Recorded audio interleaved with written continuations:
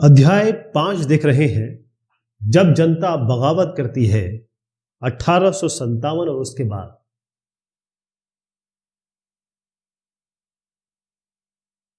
अब बगावत फैलने लगी है क्योंकि जब दिल्ली और मेरठ के, पहले मेरठ से दिल्ली आए जो सैनिक थे सिपाही, और उसके बाद दिल्ली वाले भी इनके साथ जुड़ गए, और जब ये लोग मिल के गए बहादुर शाह जफर के पास और बहादुर शाह जफर ने हामी भर दी, तो जैसी ये खबर फैली कुछ समय थोड़ा सा लगा, लेकिन एक के बाद एक जितनी भी रेजिमेंट थी, जितनी भी कंटोनमेंट थी, जितनी भी टुकड़ियां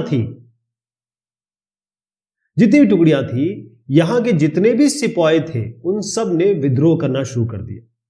अब मैं आपको दिखाने जा रहा हूं दिल्ली और कानपुर और लखनऊ, ये जो थे ये मेन पॉइंट हो गए। तो यहां पर जितनी भी टुकड़ियां थी वो या तो लखनऊ पहुंच रही थी या कानपुर पहुंच रही थी या दिल्ली पहुंच रही थी। इसका मतलब ये है कि जो कस्बे हैं और गांव हैं वहां के लोग भी इस तरफ जा रहे थे या फिर इस विद्रोह में शामिल हो रहे थे, चाहे वो स्थानीय नेता क्यों ना हो, चाहे वो जमींदार क्यों ना हो, क्या वो चीफटन यानी कि मुखिया क्यों ना हो, सब लोग इनके बीच एक संगठित होके मिलके एक जत्था बना के इस विद्रोह में शामिल हो रहे थे। अब इसको देखिएगा, अब ये मैं आप चित्र पहले हम डिस्कस कर चुके हैं, लेकिन एक और बार देखिए, मैं दिल्ली मेरठ की बात कर रहा हूं और यहां लखनऊ है, लेकिन बरेली भी एक इंपॉर्टेंट पॉइंट है, कानपुर तो खैर बताया, झांसी और फैजाबाद, ये सारा जो बेल्ट है यहां पर ये विद्रोह के लोग विद्रोह जो करना चाह रहे थे या फिर ये जो विद्रोह की आग है ये फैलती जा रही थी। आपको मैंने बताया था कि जो पेशवा बाजीराव है, जो पेशवा बाजीराव है, उनके जो दत्तक पुत्र हैं यानी कि अडॉप्टेड सन है नाना साहेब पेशवा, इन्होंने ये है कानपुर। तो ये कानपुर के पास एक बिठूर जगह है, वहां पर इनको एक्चुअली पेंशन के लिए ये पेशवा बाजीराव को भेजा गया था। जब ये मराठाओं की हार हुई थी तो बिठूर इनको भेजा गया था, तो यहां पर रहते थे ये। ठीक, तो इन्होंने किया सेना को इकट्ठा, और जो ब्रिटिश यहां पर रहते थे यानी कि जो कानपुर में थे उन सबको इन्होंने खदेड़ दिया, और इन्होंने खुद को कहा कि भाई अब मैं पेशवा हो गया हूं, इन्होंने अपने आप को खुद को पेशवा कौन होते थे? जो बड़े बड़े मिनिस्टर हुआ करते थे। अगर आप महाराष्ट्र का मतलब जब शिवाजी हुए और उसके बाद की डायनेस्टी देखें तो उनके कोर्ट में, उनके दरबार में जो बड़े बड़े मंत्री होते थे वो पेशवा होते थे, जिसे हम प्राइम, एक तरीके से प्रिंसिपल मिनिस्टर कहते हैं। एक तो ये कह दिया इन्होंने, उसके बाद इन्होंने ये तक कह दिया कि मैं बहादुर शाह जफर का गवर्नर हूं, ये भी इन्होंने कहा। ओके, अब आपको याद होगा कि लखनऊ के जो नवाब थे जनाब वाजिद अली शाह, कौन साहब? वाजिद अली शाह, इनको हटा दिया गया था। तो जब इनको हटा दिया गया और ये विद्रोह फैला तो इनके जो बेटे थे, ये वाजिद अली शाह है और इनके जो बेटे हैं इनका नाम है, यहां पर आप देखिएगा बिरजिस कद्र, में यही है इनके बेटे, इनका नाम है बिरजिस कद्र, लिख देता हूं। ये किसके बेटे हुए? जो लखनऊ के गद्दी से हटाए हुए नवाब हैं, नवाब वाजिद अली शाह, उनके बेटे। तो इन्होंने अपने आप को, या कहें कि यहां पर इनको घोषित कर दिया गया कि ये जो है साहब ये हो गए नवाब। कौन हो गए? ये हो गए नवाब, राइट। अब जो बिरजिस कद्र है, इन्होंने भी, क्योंकि पेशवा ने जैसे कहा, या जो आपको मैंने इनका नाम बताया, उन्होंने कहा कि भाई हम गवर्नर हैं, इसी तरीके से बिरजिस कद्र ने भी कहा कि हम जफर, बहादुर शाह जफर हमारे बादशाह हैं, इन्होंने भी मान लिया। अब इनकी माता जी को देखिएगा, बिरजिस कद्र की मां है, इनका नाम है बेगम हजरत महल। बेगम हजरत महल, ध्यान रखिएगा, जीनत महल अलग है, हजरत महल अलग है। तो जो हजरत महल है, इन्होंने बहुत ज्यादा बढ़ चढ़ के हिस्सा लिया अंग्रेजों के खिलाफ जो विद्रोह हो रहा था, बगावत हो रही थी, इसमें बेगम हजरत महल का बहुत बहुत बड़ा एक रोल माना जाता है। इन्होंने बहुत मेहनत से काम किया। इसकी बात हो गई। अब आते हैं हम लक्ष्मीबाई जी पे। मैं जो नवाब वाजिद अली शाह दिखा रहा था वो ये साहब है, इनके बेटे हुए बिरजिस कद्र और इनकी पत्नी हुई बेगम हजरत महल। ठीक, ये नवाब वाजिद अली शाह है। अब हम बात करें लक्ष्मीबाई जी की। लक्ष्मीबाई जी के लिए तो पूरी किताब लिखी जा सकती है, इन्होंने भी विद्रोहियों का साथ दिया। और फिर उन्होंने क्या किया, ये जो तात्या टोपे देख रहे हैं आप, ये जो तात्या टोपे साहब हैं, इनसे मिलकर, क्योंकि ये नाना साहेब के सेनापति हुआ करते थे, नाना साहेब पेशवा जो है उनके ये सेनापति थे, और ये जो सेनापति है तात्या टोपे, इनके साथ मिलकर इन्होंने, रानी लक्ष्मीबाई और इन्होंने मिलकर अंग्रेजों को, मतलब एक कहें दांतों तले चने चबा दिए थे इन लोगों ने मिलकर। ओके, हुआ ये कि बहुत सारे लेवल पे जो ब्रिटिशर्स हैं उनकी हार हुई, और हार नहीं हुई, जबरदस्त हार हुई, बहुत जबरदस्त हार हुई। फिर हुआ ये कि ये सब बात जब चल रही थी तो हर एक लेफ्टिनेंट, हर एक जितने भी पदाधिकारी थे ब्रिटिश के, ऑफिशियल्स थे, उन्होंने कई तरीके से बताया कि हमारे साथ क्या हो रहा है। जैसे एक एग्जांपल देता हूं मैं, 6 अगस्त 1857 की बात कर रहा हूं। यहां पर एक साहब हुए लेफ्टिनेंट कर्नल, इनका नाम है टाइटलर। ये जो टाइटलर है, इन्होंने अपना जो कमांडर इन चीफ है, जो आप उनके उच्च अधिकारी हैं, उनको एक टेलीग्राम भेजा और उसमें ये बताया कि जो विरोधी हैं उनकी संख्या बहुत ज्यादा है, बहुत ज्यादा संख्या है, और ज्यादातर लड़ाई में हम लोग थक गए और हर एक गांव के लोग, जमींदार, जितने भी मुखिया हैं वो हमारे खिलाफ हो गए हैं। तो जमींदार भी, देखिए जमींदार तो इनके खुद के आदमी थोड़े बहुत हुआ करते थे, लेकिन गांव के लोग तो हो गए, जमींदार भी इनके खिलाफ हो गए। इस तरीके से टेलीग्राम लिखा गया, मतलब इससे हमें पता चलता है। अच्छा, इस समय क्या हुआ कि जब ये विद्रोह चल रहा था तो हमेशा देखते हैं कोई भी आंदोलन होता है, इसमें बहुत सारे बड़े नेता आते हैं। जैसे अगर आप अरविंद केजरीवाल की बात करें, जो दिल्ली के मुख्यमंत्री हैं, ये एक आंदोलन से ही आए हैं। जो उप मुख्यमंत्री हैं वो भी आंदोलन से आए। तो आंदोलन में हमेशा महत्वपूर्ण नेता सामने आते हैं, अच्छे बोलने वाले, अच्छी तरीके से लीड करने वाले। तो एक एक करके मैं एग्जाम्पल देता हूं। सबसे पहले आप देखिएगा, मैं नाम ले रहा हूं इन साहब का। ये साहब कौन है? इनका नाम है, फैजाबाद के हैं ये, मोहम्मद मौलवी अहमदुल्ला शाह। मोहम्मद नहीं है, मौलवी अहमदुल्ला शाह। क्या नाम है? मौलवी अहमदुल्ला शाह। ये है फैजाबाद के। कहां के हुए? फैजाबाद।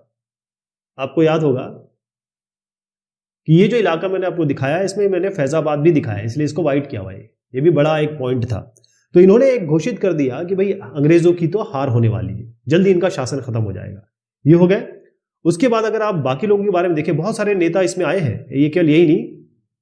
और देखिए, ये तो मैंने बता दिया इनके बारे में, मौलवी अहमदुल्ला शाह। इसके अलावा बहुत सारे इन्होंने समर्थकों की अपनी भीड़ जुटाई और सीधा फैजाबाद से लखनऊ पहुंच गए और जबरदस्त तरीके से इन्होंने लड़ाई की उनके साथ। Right, okay. एक तरीके से धर्म योद्धा की तरह एक अंग्रेजों को सफाया करने की इन्होंने कोशिश की। अब बरेली के एक सिपाही थे, ये थे, इनको देखिएगा, ये नाम है बख्त खान। क्या नाम है? बख्त खान। इसलिए बरेली भी मैंने पॉइंट दिखाया, वो भी इंपॉर्टेंट पॉइंट था। तो इन्होंने भी क्या किया कि विशाल एक टुकड़ी या विद्रोहियों का गुट जमा किया और ये दिल्ली की तरफ चले गए, कुछ किया। ओके। और ये उसके बाद बगावत के बाद एक बहुत इंपॉर्टेंट आदमी साबित हुए, बख्त खान। ये सारे मुसलमान हैं, ध्यान रखिएगा। इसलिए अंग्रेजों ने, जब आगे मैं बताऊंगा किस तरीके से इन लोगों को बदनाम किया या इन लोगों को पीछे हटाया, आपको समझ में आएगा। लेकिन ये वाकई स्वतंत्रता सेनानी थे। अब बिहार की तरफ आ जाते हैं। तो बिहार में आप ये देखिएगा, ये साहब हैं, ये वैसे तो जमींदार थे, बहुत बड़े आदमी हुए, लेकिन इनका नाम है, ये लिखा हुआ है, कुंवर सिंह। क्या नाम है? कुंवर सिंह। इन्होंने भी विद्रोहियों का साथ दिया और महीनों अंग्रेजों से लड़ाई ली। एक आध दिन नहीं, महीनों इन्होंने अंग्रेजों से लड़ाई ली। तो ये सारे नाम, ये सब इस आंदोलन में सामने आए। अच्छा, एक चित्र और दिखाना चाहूंगा, इंपॉर्टेंट चित्र है। इस चित्र को ध्यान से देखिए। ये जो ब्रिटिश टुकड़ियां हैं विद्रोहियों पर हमला करती हैं, ये आगे आपको पता चलेगा किस तरीके से हमला कर रही है। क्योंकि जो विद्रोही हैं, अगर आप दाएं पे देखें तो ये सलीमगढ़ किला है, और बाएं पे देखें तो यहां पर, ये दाएं पे देखें तो लाल किला है, और बाएं पे देखें तो ये सलीमगढ़ किला है। तो इस पे विद्रोहियों ने कब्जा कर लिया था, इन पे ब्रिटिश टुकड़ियों ने हमला किया। अब होना क्या था, जब आप किसी पे एक मुक्का लगाएंगे और दूसरा वाला ताकतवर है तो वो आप पे 2 मुक्के लगाएगा, होता है ना। तो कंपनी ने किया पलटवार। कंपनी पहले तो पीछे हटी, पहले वो डरी, लेकिन उसके बाद उसने पूरी ताकत, कंपनी ने अपनी पूरी ताकत लगा दी और ये विरोध हो रहा था, रिवोल्ट हो रहा था, विद्रोह हो रहा था, इसको कुचलने का इन्होंने फैसला कर लिया। ठीक है जी। अब यहां पर एक चित्र मैं आपको दिखाऊंगा, उसके आगे बढ़ेंगे। ये जो चित्र आप देख रहे हैं, इसमें बहुत ध्यान से देखिएगा, यहां पर क्या हो रहा है। यहां पर जो विद्रोही है ये मेरठ से दिल्ली की तरफ कूच कर रहे हैं।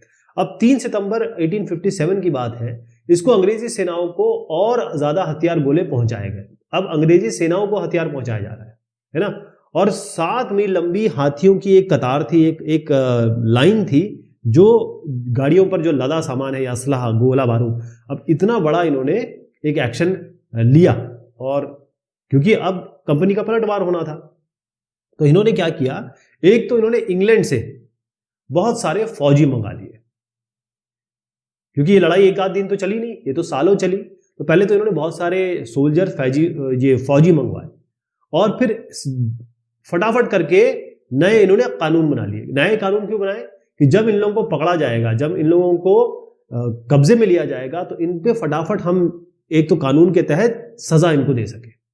और जो जो सेंटर थे, चाहे आप लखनऊ की बात करें, दिल्ली की बात करें, मेरठ की बात करें, फैजाबाद की बात करें, चाहे बरेली की बात करें, जो जो मेन पॉइंट थे वहां पर इन्होंने धावा बोल दी, अंग्रेजों ने इन पे धावा बोल दी। तो फाइनली क्या हुआ, सितंबर 1857 की बात कर रहा हूं, दिल्ली इनके कब्जे में आ गई, दिल्ली इनके कब्जे में आ गई। और फिर इन्होंने पकड़ लिया किसको, इनको बहादुर शाह जफर को, जो तो पहले ही 80 साल से ऊपर हो चुके थे, इनको पकड़ लिया। और इनके ऊपर नया कानून तो ये बना ही चुके थे, इनके ऊपर कानून के तहत ये इनको ट्राई किया गया, यानी कि कोर्ट में इनके ऊपर वो मुकदमा चला, और फटाफट इनको आजीवन कारावास, या कहते हैं लाइफ इम्प्रिजनमेंट, पूरी जिंदगी जब तक ये जिंदा रहेंगे ये कारावास में रहेंगे, जेल में रहेंगे। और सबसे दुखदाई बात यह है कि इनके जितने बेटे थे उन सबको इन्हीं की आंखों के सामने गोली मार दी गई, मार दिया गया। और ये बहादुर शाह जफर और इनकी जो पत्नी है बेगम जीनत महल, इसलिए मैं बता रहा था कि जीनत महल अलग है और जो हमने अभी बात की जो वाजिद अली शाह की पत्नी है वो अलग है, ठीक है। तो ये इनकी पत्नी है बेगम जीनत महल और ये बहादुर शाह जफर, इन दोनों को भेज दिया गया कहां पर, मैं डेट बताता हूं, अक्टूबर 1858 में इनको भेज दिया गया बर्मा में रंगून की जेल में भेज दिया गया। और उसके बाद नवंबर 1862, मतलब 4 साल बाद जब इनको भेजा गया, उसके 4 साल बाद बहादुर शाह जफर इन्होंने अपने देह त्याग दिए, यानी कि इनकी मृत्यु हो गई। ओके, अब इसका मतलब ये नहीं था कि ये सब काम कर दिया तो विद्रोह खत्म हो गया, ऐसा नहीं हुआ, क्योंकि बाद में भी लोग जो है वो ब्रिटिशर से टक्कर लेते रहे, लड़ाई करते रहे। ओके, इसका मतलब ये हुआ कि एक दिन की काम नहीं, इस विद्रोह को दबाने में पूरे 2 साल लगे। कितने साल लगे? 2 साल का समय लग गया अंग्रेजों को, मतलब पूरी तरह खत्म करने में। अब मार्च 1858 की बात बताता हूं आपको। अब पहले तो मैंने बता दिया था कि सितंबर 1857 में दिल्ली तो कब्जे में ले लिया। मार्च 1858 में लखनऊ भी इन्होंने कब्जे में ले लिया। और फिर उसके बाद जून की बात समझिए, जून 1858 में यहां पर है रानी लक्ष्मीबाई। ये रानी लक्ष्मीबाई को इन्होंने हरा दिया और इनको मार दिया, बेचारी को मार दिया। यहां पर देखिएगा तात्या टोपे साहब। अब ये तात्या टोपे साहब जो है एमपी, मतलब मध्य भारत के जंगलों में भाग गए और वहां जो आदिवासी थे और जो किसान थे उनकी मदद से ये छापामार गुरिल्ला वॉर, छापामार जो युद्ध है ये करते रहे, राइट। मतलब इन्होंने अभी भी लोहा ले रहे थे। हुआ ये कि जब ये देखा गया कि ये भी चले गए, ये भी मार दिए गए, ये भी भाग गए, ये सब जब चलता रहा तो बहुत सारे लोगों का ना थोड़ा सा मन डिग गया, यही कहें कि वो हतोत्साहित हो गए। और जो विद्रोहियों का साथ, जो लोग खड़े हो गए थे इनके खिलाफ, जो लोग अंग्रेजों के खिलाफ और इनका साथ देने के खड़े हो गए, तो वो सब लोगों ने इनका साथ छोड़ दिया, इन सब लोगों का साथ छोड़ दिया। अंग्रेजों ने भी एक चाल चली। उन्होंने क्या किया कि भाई ऐसा है, हम इनाम देंगे आपको। मैंने सारे चित्र बता दिया ना आपको, ये चित्र हो गया। चित्र बहुत जरूरी है, चित्रों से ना आपको पूरी स्टोरी समझ में आ जाती है। तो इन्होंने क्या किया, अंग्रेजों ने क्या चाल चली या फिर क्या एक प्रलोभन दिया। उन्होंने कहा जो भी भूस्वामी है, जमींदार कह सकते हैं आप, जो भी भूस्वामी है इनको ये देंगे इनाम। कैसा कि आपकी जो जमीन है वो आपको दी जाएगी, मतलब आपका जो अधिकार है परंपरागत जमीन, जो आपका जमीन पे अधिकार था वो बना रहेगा।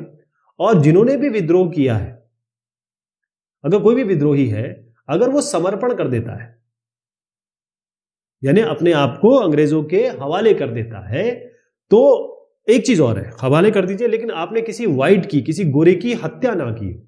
अगर आपने हत्या की है तब तो कुछ नहीं हो सकता, लेकिन अगर आपने हत्या नहीं की और अगर आपने समर्पण कर दिया तो आप सुरक्षित रहेंगे, आपको कुछ नहीं किया जाएगा, आपकी जमीन, आपकी जायदाद जो भी है वो आपके पास रहेगी।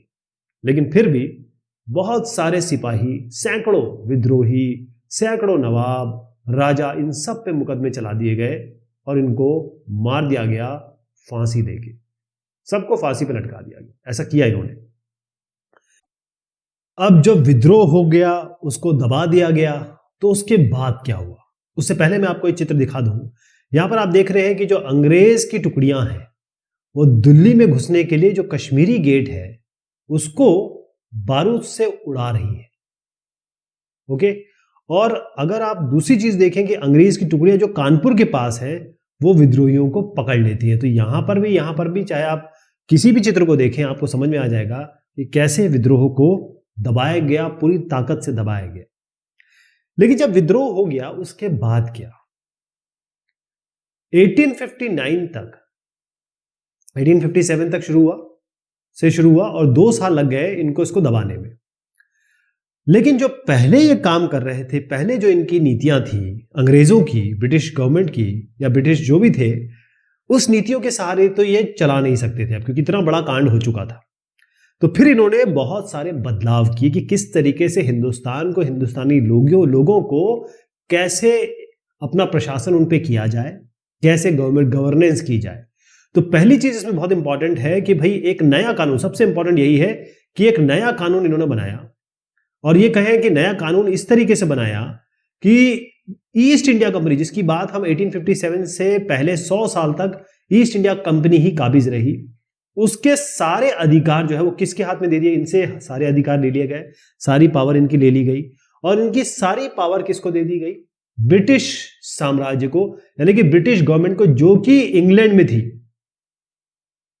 तो इंग्लैंड की सरकार ब्रिटिश साम्राज्य को दे दी गई ताकि जो भारतीय मामले जितनी भी है उसको बहुत अच्छी तरीके से संभाला जा सके, समझा जा सके, और कोई ऐसी दिक्कत हो तो उसको सॉल्व किया जा सके। पहली चीज ये है कि ब्रिटिश मंत्रिमंडल जो था, जैसे हमारे यहाँ एक मंत्रिमंडल होता है, एक प्राइम मिनिस्टर है, अलग अलग मंत्री हैं, तो ब्रिटिश जो सरकार थी, ब्रिटिश गवर्नमेंट थी, उसके एक मंत्री को, एक सदस्य को भारत मंत्री यानी कि इंडियन मिनिस्टर, भारत का मंत्री नियुक्त कर दिया गया। और उसके बाद उसे भारत का जितना भी जो भी शासन होगा उसके लिए कहा गया कि भाई आप जिम्मेदार हो। यानी जो ब्रिटिश गवर्नमेंट के एक साहब सदस्य को इंडियन मिनिस्टर बनाया गया, अब उसकी जिम्मेदारी होगी कि हिंदुस्तान को कैसे संभाला जाए, उसके सारे मामलों की जिम्मेदारी इनकी होगी। अब इसको, क्योंकि अकेला आदमी तो नहीं संभाल सकता, इनको सलाह देने के लिए, इनको असिस्ट करने के लिए, मदद करने के लिए एक काउंसिल या कहें परिषद का गठन किया गया।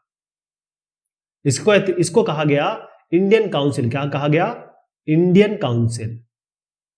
अब जो गवर्नर जनरल इससे पहले थे, क्योंकि 1859 से पहले गवर्नर जनरल किया करते थे, इनको एक और पदवी दे दी गई वायसराय की। वायसरॉय का मतलब ये होता है कि ये किसका प्रतिनिधि हो गया? जो इंग्लैंड की रानी है, या कहें कि इंग्लैंड के जो भी राजा रानी या क्राउन होंगे उनके प्रतिनिधि हो गए। तो गवर्नर जनरल की पदवी हटाई नहीं गई, वायसराय की पदवी या फिर उसकी जो ओहदा है वो जोड़ दिया गया। अब बेसिकली हुआ क्या इन सब में? जो ब्रिटिश गवर्नमेंट है उसने पूरी तरीके से सारी जिम्मेदारी, भारत के प्रशासन की पूरी जिम्मेदारी अपने हाथों में ले ली। पहली चीज तो ये हुई। दूसरी बात क्या हुई? दूसरी ये हुई कि भाई देश में जितने भी शासक थे उनको पूरा भरोसा दिया गया कि अब आपकी जमीन, आपका भूक्षेत्र, आपके पास जो भी है उस पर कब्जा नहीं किया जाएगा कभी भी। ओके, आप अपनी जो रियासत है वो अपने बेटों को दें, अपने किसी दत्तक पुत्र को दें, यानी कि एडॉप्टेड सन को दें, किसको भी दें, अब ये आपके ऊपर छूट है।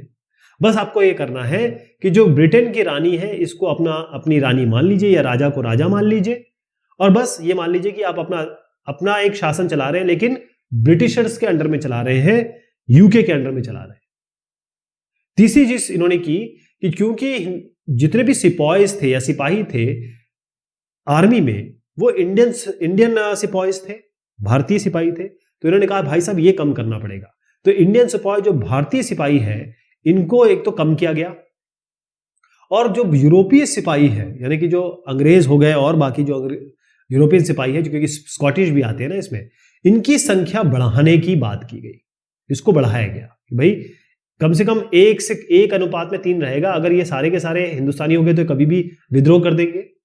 और एक और चीज देखा गया कि भाई जो अवध में सबसे ज्यादा हुआ था, बिहार में, मध्य भारत में और दक्षिण भारत में, यहाँ के जो लोग थे, इन जितने भी सिपाही यहाँ के थे, इनको कहा गया नहीं, इनकी सिपाही हम नहीं, ये सिपाही भर्ती नहीं करेंगे, बल्कि कुछ ऐसे सिपाही थे जो क्योंकि वो लोग अलग जगह के हैं, अलग क्योंकि सेंट्रल भारत में जो मिड भारत है वहीं पर तो ये सब हुआ था 1857 का विद्रोह, तो गोरखा इसमें शामिल नहीं थे, सिख इसमें शामिल नहीं थे, पठान इसमें शामिल नहीं थे, और ये बड़ी जबरदस्त प्रजाति होती है, जबरदस्त लोग होते हैं। तो इन्होंने कहा कि इनको भर्ती किया जाए, गोरखा, सिख और पठान। तो आप देखते हैं गोरखा सिख रेजिमेंट है, पठान रेजिमेंट तो खैर नहीं है, इनके ज्यादा भर्ती किए जाएंगे। एक और चीज मैंने आपको बताई थी, चाहे आप मौलवी साहब का नाम ले लें, चाहे बख्त खान का नाम ले लें, जिन जिन का नाम आपने देखा वो सारे के सारे मुसलमान थे। तो इन मुसलमानों की जो 1859 के बाद जो भी मुसलमान थे, उनकी जमीन और उनकी जायदाद, उनकी संपत्ति, वो सब कब्जे में ले ली गई। इनको बड़े संदेह से देखा गया और शत्रुता की निगाह से देखा गया। तो मुसलमानों की हालत तब से जो खराब हुई है वो आज तक चली आ रही है। आप देखते हैं मुसलमानों की हालत बद से बदतर होती चली जा रही है, क्योंकि अंग्रेजों को ये लगता था कि ये जो मुसलमान थे यही बेसिक स्वतंत्रता सेनानी थे, इन्हीं ने सारा जो 1857 का दारोमदार रखा है, क्योंकि बहादुर शाह जफर भी आपके मुसलमान थे, है ना। इनके नेता या फिर इनके लीडरशिप में ये सब जो भी थे, मोस्टली जो आगे आए वो मुसलमान आए, और उन्होंने अंग्रेजों के खिलाफ बड़ी जबरदस्त लड़ाई लड़ी। तो इसलिए उनको हमेशा बहुत बुरा व्यवहार किया गया उनके साथ, ताकि ये कभी भी दोबारा खड़े ना हो सके। एक और चीज इन्होंने कही कि जितने भी धर्म, रीति रिवाज जितने भी हिंदुस्तान में हैं, इन सब का ये आप सम्मान करेंगे, सबको इज्जत देंगे, समान इज्जत देंगे, और चाहे कोई भी धर्म हो, चाहे कोई भी जाति हो, कोई भी प्रजाति हो। और दूसरा ये है, जो यहां पर हम ऑलरेडी डिस्कस कर चुके हैं, कि जितने भी भूस्वामी हैं, जितने भी जमींदार हैं, उन सबको उनकी जो जमीन है वो उनके पास इंटैक्ट रहे, उस स्थायित्व रहे, बेसिकली अधिकार जो उनके पास है जमीन का, उनके पास रहे। इसके लिए इन्होंने बहुत सारी पॉलिसीज बनाई। यानी कि 1857 के विद्रोह के बाद जब नई सरकार एक तरीके से आई, तो एक नया चरण शुरू हुआ। अब हिंदुस्तान में ऐसा नहीं है कि केवल हिंदुस्तान में ही लोग कॉलोनियलिज्म या फिर जो कॉलोनियां बनी थी उपनिवेशवाद के खिलाफ लड़ रहे थे। कई लोग ऐसे हैं, कई ऐसे क्षेत्र हैं जहां पर बहुत ज्यादा विद्रोह हुए, हर जगह विद्रोह हुए, ऐसी बात नहीं है। लेकिन हम अगर अपने पड़ोसी को देखें, चाइना, वहां पर क्या हुआ, यह है परम शांति के एक स्वर्गिक साम्राज्य की खातिर। अब यहां पर एक विद्रोह शुरू हुआ कि हमको एक अच्छा साम्राज्य हो, ऐसा साम्राज्य जहां पर क्या क्या नहीं हो, अभी देखते हैं। हुआ यह कि 1857 में जब हमारे यहां विद्रोह हो रहा था, वहीं पर चीन, अगर हम चीन को इस तरीके से बनाएं, तो चीन का ये जो दक्षिणी भाग है, ठीक है, यहां इंडिया मान लीजिए, यहां पर ये जो दक्षिणी भाग है, यहां पर एक विद्रोह शुरू हुआ, बड़ा विद्रोह शुरू हुआ। ये विद्रोह शुरू हुआ 1850 में, खत्म हुआ 1860 के मध्य में शुरू हुआ। अब इसमें आप ये नाम देखेंगे, ये साहब जो है, इनका नाम है होंग जीहुआंग। क्या नाम है? होंग जीहुआंग। ये नेता थे, और इन नेता के साथ बहुत सारे लेबरर, मेहनतकश, गरीब लोग ये चाह रहे थे कि हमें एक साम्राज्य मिले जिसमें बस स्वर्ग हो, ऐसा परम शांति, जहां सुख का अनुभव हो। इसके लिए लड़ाई लड़ी, और इसी को कहा जाता है ताइपिंग रिबेलियन, इसको कहा जाता है ताइपिंग विद्रोह। क्या कहा जाता है? ताइपिंग विद्रोह। तो ये जो होंग जीहुआंग है, ये हो गए थे क्रिश्चियन, ये हो गए थे ईसाई, ठीक है साहब, ये ईसाई हो गए थे। और क्योंकि चाइना में या तो कन्फ्यूजनिज्म चल रहा था या बौद्ध धर्म, के यही मेन धर्म थे, यही इनका प्रचार प्रसार हुआ, यही सब लोग मान रहे थे। तो वो ये मानते थे कि जो ईसाई धर्म है और ये जो कन्फ्यूशियसवाद है और बौद्ध धर्म है, ये जो चीनी धर्म के खिलाफ है, चीनी लोगों के खिलाफ है, या चीन के खिलाफ है ये। तो वो ऐसे साम्राज्य को बनाना चाहते थे ये साहब, जहां पर एक चीज तो ये है कि ईसाई धर्म को धर्म माना जाए, किसी के पास भी कोई प्राइवेट संपत्ति या निजी संपत्ति ना हो, सबकी कॉमन संपत्ति हो, कोई भी सामाजिक वर्ग, स्त्री पुरुष, इनके बीच में कोई भी भेदभाव ना हो, सब बराबर हो। अफीम, शराब, तंबाकू, जुआ, वेश्यावृत्ति, गुलामी, ये कुछ भी ना हो, ये सब पे पाबंदी लगा दी जाए, बड़ा बड़ा क्रॉस हो जाए। तो फिर ये जो उस जमाने में क्विंग साम्राज्य था, उसके बादशाह ने इनको दबाने की कोशिश की, और उसमें अंग्रेज और फ्रांसीसी सेनाओं ने बहुत बड़ा योगदान दिया। जो आप देख रहे हैं, अंग्रेज सेना ताइपिंग रेवोल्यूशन में होंग जिहुआंग के जो लोग थे उनके खिलाफ लड़ रही है। ये अलग अलग जगह अलग अलग कहानियां हुई है। चलिए साहब, ये बात हुई इस चैप्टर की। बहुत शुक्रिया, बहुत मेहरबानी आप सभी की।